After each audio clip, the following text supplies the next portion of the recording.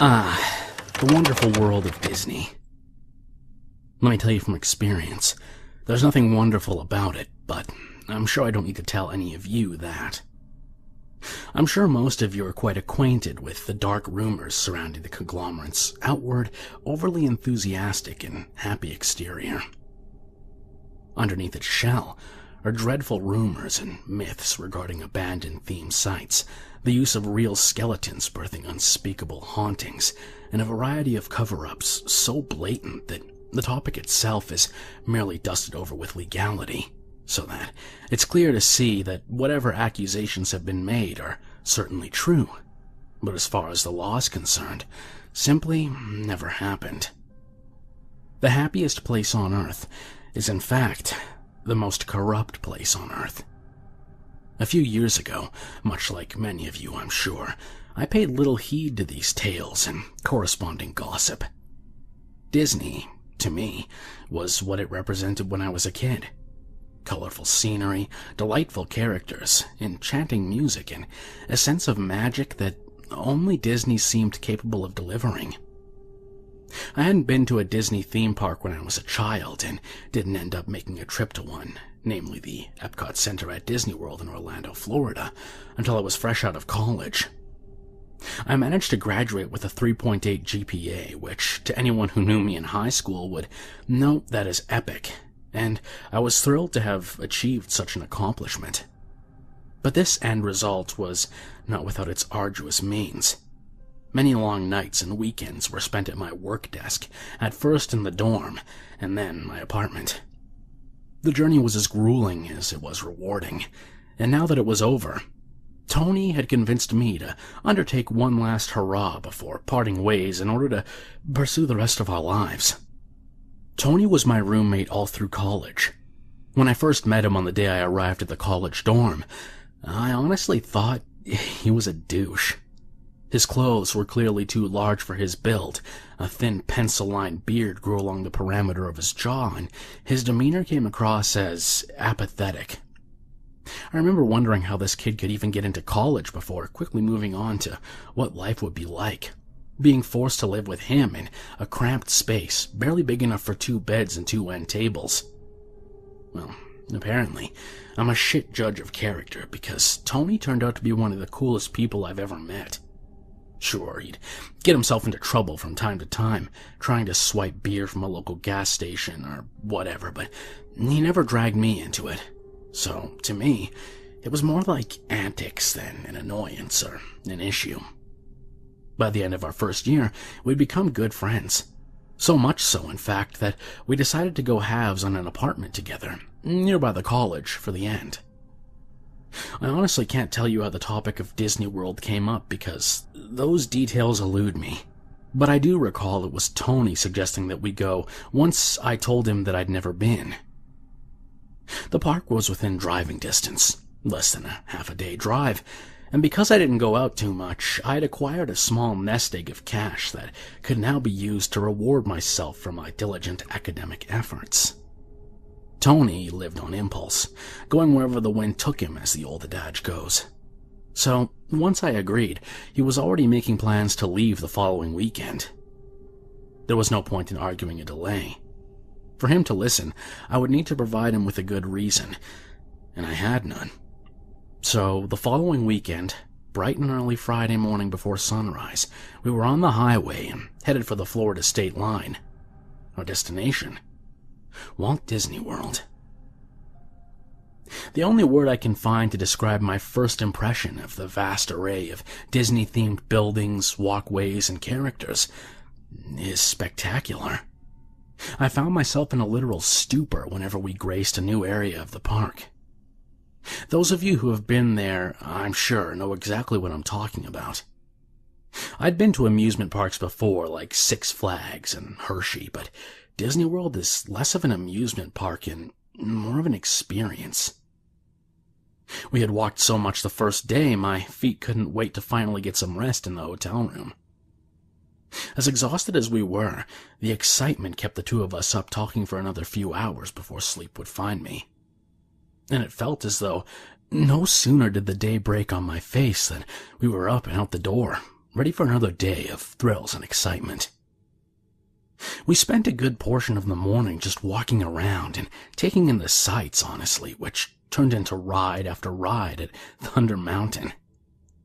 It wasn't long after that I complained of hunger, and Tony eagerly agreed. Stomachs growling, the two of us headed for the nearest food stand. If you've been to Disney World, you know that there's food carts everywhere, and aching with hunger, the two of us found the first food stand and stood in line. Now, we'd been walking all day and still sore from the previous day. I hopefully anticipated having a seat and taking a break. So, when we got to almost the front of the line, and the both of us realized that neither of us had enough money in our wallets to cover the price of something to eat and drink, we both groaned in frustration, left with only one option: walk back to the hotel and get more money from the luggage. I deliberated my irritation towards this thought to Tony. I was going to turn and start what seemed to be at the time an arduous walk, but I paused, noting a hesitation in Tony's expression, like he was running a thought through his mind, a notion that was affirmed when he told me to sit tight on a nearby bench and that he had an idea.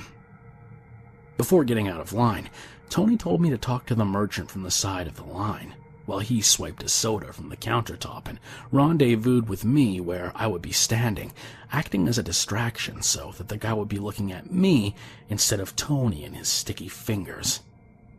Yeah, I knew this was a bad idea, but I was so goddamn thirsty, and I really didn't want to go on any more long walks for a while. Besides, it's Tony that was going to be doing the stealing, right? It was just a fucking soda after all. These facts and more were tossed about my cognition, trying to reinforce a decision for doing as Tony asked. Long story short, we got caught. The guy turned and caught Tony red-handed, and having seen the two of us standing together, lumped me in with the act once security arrived. The guys were nice enough not to cuff us in front of the passing families and their small children, but the seriousness on the guy's face whenever he looked at me or Tony let me know that we were in big trouble. We were walking with a small crowd of 3 security guards and the two of us before I even knew where we'd been taken. There are no Miranda rights at Disney World, no one phone call, and rarely do they use cuffs from what I was told by the gentleman across from the cherry wood desk at which Tony and I sat side by side. But there was, as maybe some of you know, a jail. Yeah, that's right. Disney jail is real. The whole thing is basically a single hallway of moderate length and a structure below the park frequently referred to as the utilidors, with cage-like cells lining the length of both sides. Surprisingly, the entirety of it is decorated in the typical Disney-style themes, and unsurprisingly, each and every cell was vacant, with the exception of the one now occupied by me and my friend. Once the guard left us to ourselves, supposedly awaiting the arrival of the Orlando police, the two of us argued back and forth regarding the logistics of how we ended up in this mess. This lasted a while, but in a small cell, even decorated as it was, an occupation of time is quickly resolved to bleak boredom. I'd been leaning against the wall with my eyes closed, so I didn't notice what Tony had been up to until I heard the faint clinking of metal upon metal nearby the proximal cell door. My slowly opening eyes shot open wide when I saw Tony stooped by the cell door. I knew what he was doing before I knew how. He was attempting to pick the fucking lock. "Are you out of your mind?" I asked him. Tony responded without turning to face me, his focus intently targeted on what he was doing. "I'm not waiting here anymore in this flashlight cop jail. It was just a fucking soda, man. What are they gonna do, send us to prison? The most they'll probably get is having us tossed from the park, and the way I see it, they want us gone? Fine. If I can get this door open, let's just bolt." "Well, how the hell are you picking the lock anyway? What did you do, smuggle a lockpick?" I said in a half-joking manner. Tony didn't respond, only continued his work while I tried to stop his efforts with debate. Only when I heard the lock pop and the gate swing open did I see what he'd accomplished this with. The jail here isn't much of a jail, like I said, so the guards didn't really frisk us or remove objects normal jails wouldn't allow one to have. I imagine the locks are cheaper than a real jail's as well, because I don't think the large broken-off tooth from a belt buckle would work on a standard jail cell lock. But with the door wide open, there was no point in arguing anymore. I was all in now, and resolved myself to quietly following Tony out through the now open doorway. My heart was racing with adrenaline and fear. I knew that if we got caught now, that we'd be in even bigger trouble. And honestly, the cheerful decor and playful music coming through the PA system didn't help much to alleviate the stress. In fact, it somehow compounded it. Thick, palpable, bitter fear smothered and pressing down on my chest with the weight of sinister happiness that, when perceived in such a context, came across as demented and evil. I must have been pretty nerved up because when the large hand gripped my right shoulder from behind, my body jolted and I shrieked like a 6-year-old girl. Tony turned at the sound and saw the man behind me, seeming to swallow something hard before uttering out one word, telling me all I needed to know about what was going on. Shit. I knew this would fucking happen, and I was so pissed at him for not listening to me. We'd been caught again. I knew we were in some hot water now, but I had no inkling of the despair and terror that would soon follow. If I did, I would have rather died fighting the guards for my life and freedom right there on the spot than enduring what was going to happen. Even now, it's hard to think about it, and I know it won't ever get any easier. And I'll never, ever look at anything Disney the same again. Tony and I remained silent. I, more or less just trying to make myself as invisible as I could to my imprisoners. Tony, probably due to the same reason, added with the avoidance of getting an earful or a fistful from me. The guards were much quieter now, their faces stern. There were 2 of them this time. One, the man from before who'd sat with us at the desk, and another, slightly older gentleman who I hadn't seen before. I thought I heard the younger guard mumble something to himself like, "You boys have really done it now," but I honestly can't be sure. The clacking of footsteps and music were the only sounds to greet our ears, and I'm not sure when it happened, but the utilidors we've been walking through had lost their iconic Disney themes at some point. The walls had now become a typical mundane gray and white, lined with machinery, blinking lights, fluorescently painted pipes, and other such things you might see in the sub-level of a normative business establishment. But as we walked, I also noted the lighting was slowly diminishing. It wasn't terribly noticeable, but I really couldn't tell you if the lights were gradually becoming dimmer, or if there was just less of them. But regardless, the ever-waning glow of illumination sparked a twinge of something inside me that I can only describe as hopelessness.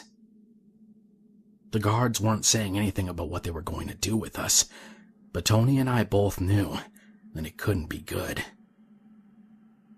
I'll spare you the mundane details of walking random hallways of decreasing light and silent voices, but the next thing to note was the object I determined to be ominously dreadful. How scared can a human be of a door? Pretty scared, I can tell you that. I read a lot of stories that highlight the fear a window can bring on a dark night, but a window is transparent, allowing you to see the monster on the other side. True horror is in the unknown. And when we rounded a corner leading to a dead-end hallway with a single door at the other side, I knew that if there was anything to fear, it would be on the other side. We were being led without explanation towards this door, and there could only be one intent: to get us on the other side. It was metal, iron, or steel, and boasted no label or marker aside from a Mickey Mouse head silhouette. There are Mickey Mouse brands hidden all over every Disney park, but something about this one was different than the rest. In the bottom center of the large black middle circle was a single curved line painted from side to side in white, in an caricature obviously meant to represent a frown. This was supposed to be the happiest place on Earth, and this contrasting symbol of sorrow and despair wrenched at my gut in an almost painful way. The guard reached out, grabbed the handle, and pulled open the door. The room beyond was dark as oil. I had noted the harder demeanor of the guards this time, but when they simply shoved both I and Tony inside before slamming the door behind us, I found myself stunned, confused, and filled with the most stifling sense of panic. I'm sure we were only in there for a matter of 30 or 40 minutes, but it felt like hours. I think Tony and I must have blindly scanned every inch of the walls and floors with our hands. We could feel the door through which we'd entered, and another one directly opposite the room from it, but no matter how many times disbelief took over us, and we checked them again and again, we couldn't find a door handle. We were utterly trapped. I'm a big boy and don't scare too easily, and even back then, but to tell you the truth, it took everything I had not to break down into tears. They could just leave us in here. What if someone forgot we were down here? The thoughts that fluttered within my mind fueled a fear in me I'd never known, and at that moment, I was sure that true, pure fear could be no more intense than this. And a moment later, I was proven wrong. A large, bright overhead light flickered on with a corresponding hum of electricity. The details of the room sprang into light, and my heart sank further into depths that I didn't even know could exist within a man's soul. The walls were plain, stark cement gray, along with the floor and ceiling. The two doors and the light were the only things inside besides Tony and I, and the door opposite from the one we'd come through had words scrawled across it in black paint, applied with a playful, cartoony-style font centered above another frowning Mickey silhouette, spelling out the title, Mickey's House of Pain. I began to back away from the door, as if the object would come to life and pounce at any moment, only halting when abruptly colliding with the wall behind me. Tony turned to look at me. He said nothing, but his expression spoke volumes. Phrases like, "What the fuck?" and "I'm sorry." I didn't know what to do. Frozen in place, still trying to resolve myself to one reaction or another. And that's when the door to Mickey's House of Pain burst open, slamming into the adjoining wall. Tony turned back towards the door, just in time to see a large group of men entering through the doorway like a parade of clowns stepping out from a small car, one by one. Each was wearing a cheap plastic face mask of differing Disney characters. The guy wearing a goofy mask rushed Tony. Tony took a few steps back and swung hard. The punch had managed to hit its mask, but the guy was completely unfazed and continued his assault unobstructed. I watched Tony try his best to fight them off, but Goofy was joined by a Donald Duck mask-wearing assailant, and then two others I got no more than a shaky look at as I was tackled to the floor by two human beings with bulging arms and foul breath. One wearing a Pluto mask, the other adorning Mickey Mouse. I'll never forget the look of those eyes. Those human eyes set deep within the darkened eye sockets of those smiling masks. These weren't monsters. These were people. But the menace in those eyes told me that if that were true, it would be in the loosest sense of the word. We had been dragged off through the door, each arm held by a burly cartoon mask-wearing brute. I'd failed to notice the music until we were inside. It had gotten loud, The melodic tunes such as It's a Small World and Wish Upon a Star playing so loudly that I could neither hear Tony's frantic words that he shouted at me, nor the chatter that was taking place between the masked assailants that had us ensnared.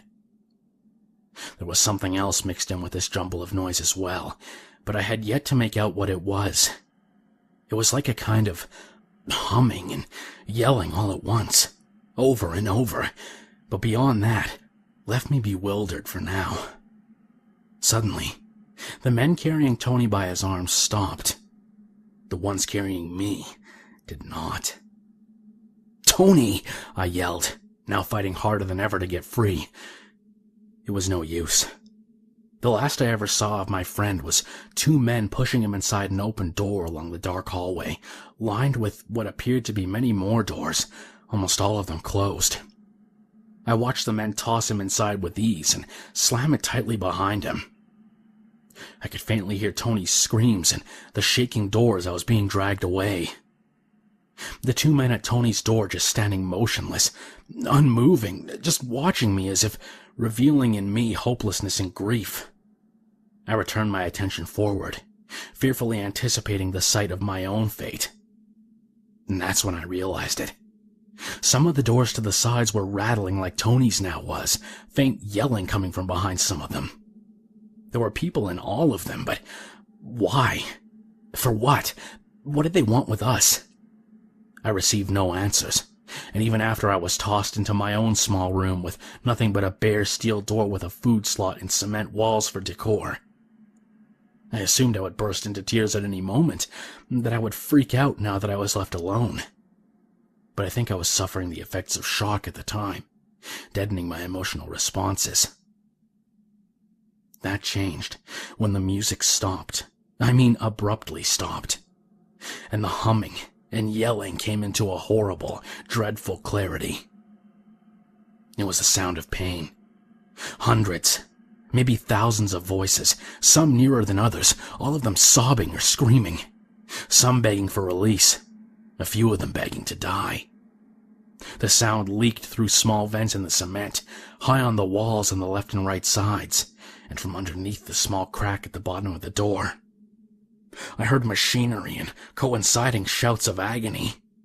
I heard the sounds of flesh being ripped, women crying for their children, and the sounds of children begging for their parents. It was so hard to discern what these noises were because a lot of them grouped together to form a kind of symphony of suffering that was more than the sum of its parts, like the way a herd of camels would sound if they were on fire. I was sick. I threw up in the corner, and I really couldn't tell you how long I spent in there, as for a while, I think I lost my mind. The next thing I remember, I'm sitting back at the guard's desk where Tony and I had been brought the first time. As if waking from a dream, I looked around, completely unsure and confused as to how I'd gotten there.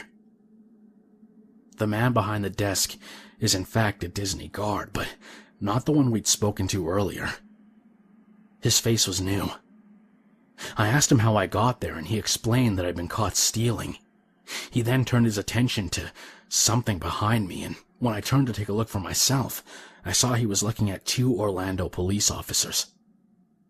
I saw the one cop give the guard a strange look, but the man just shrugged and said, "I don't know, maybe he's on drugs," referring to me and my question. I demanded to know where Tony was, and the guard looked at me like I told him the president was an elephant. He explained to me and the officers that he had no idea what I was talking about. "Liar!" I yelled. The man jumped back in surprise. The cops held me in place and told me to calm down, and I did the opposite. Suffice to say, I was charged with more than just stealing. After a court-ordered psychological evaluation, facilitated by both my outbursts and my story, and being deemed sane, I stood trial for theft and assaulting an Orlando police officer. Considering the charges, I got off light with only a year served. The thing is, Tony was never found, and Disney has never acknowledged his existence. Granted, for a while I had no idea what to think, and the internet was just not available where I'd been committed to serve my sentence, but Since I've been released, I've been doing a whole lot of research about Disney and its darker side. If you just dig a little, all kinds of shit about Disney starts to float to the surface. The use of real skeletons and abandoned theme parks, to name a couple, but among these are others. Did you know that suicide is so prevalent at all Disney attractions that it could almost be labeled as some kind of tourist epidemic? At Disney Hotel in Disneyland, a man leapt to his death from the 14th floor in 1994. In 1996, a similar event occurred when a dentist did the same thing, followed by another from the 9th floor the same year. At Disney at Paris in 2013, an employee doused himself in gasoline and attempted to set himself on fire before being stopped by security. But the strangest of all also occurred at Disney Paris in 2010, when a worker took his own life by jumping out the window at the top floor of the Disney Paris Sleeping Beauty Castle. Upon inspection of the man's work area, investigators found a disturbing suicide note of sorts written on the wall. It read, "I don't want to go back to Mickey's house." They claimed to not know what he could have meant, but I have an idea. Tony was never found, and despite my efforts, he's been presumed only missing. Even his parents don't believe me, quick to write off what I have to say as crazy talk and resigning themselves to believing he simply ran off to live his life. I honestly think they just don't want to accept that their son met with some kind of bitter end without some kind of tangible evidence on which to staple the notion. I can't say I blame them. A few years ago, I wouldn't have believed me either. And of course, Disney has admitted nothing. Unsurprisingly, they haven't been implicated for anything, and I'm sure they pay people to make sure they never will. Whatever that place is for, Mickey's House of Pain, I don't know. Whether Disney's covering up for human trafficking activity or simply murdering and disposing of unruly parkgoers, I can't say for certain, but I will say this. There are a staggering number of people that go missing from Disney-themed resorts every year, children and adults alike. Don't believe me? Look it up. In fact, look any of this up. You'll find it's all very terribly true. I want to go back. I want to go back and find out more about what happened and why, but I've since been legally banned from visiting any Disney-themed resort. Still, the thought of trying never eludes me. It's one of those things that keeps me awake at night, knowing that maybe, just maybe, Tony's still alive. Somewhere. Deep in the depths of the most hidden of utilidors, undergoing the most sinister forms of torture, or worse. The other thing that keeps me up at night is the Disney-themed music that I can sometimes hear on the most silent of nights, off in the distance, beyond my window, in the dark. The thing is, each time I hear it, it's louder, or maybe closer. And I know that wherever it's coming from, whoever it's coming from, that they want me back. They want to take me back to Mickey's House of Pain.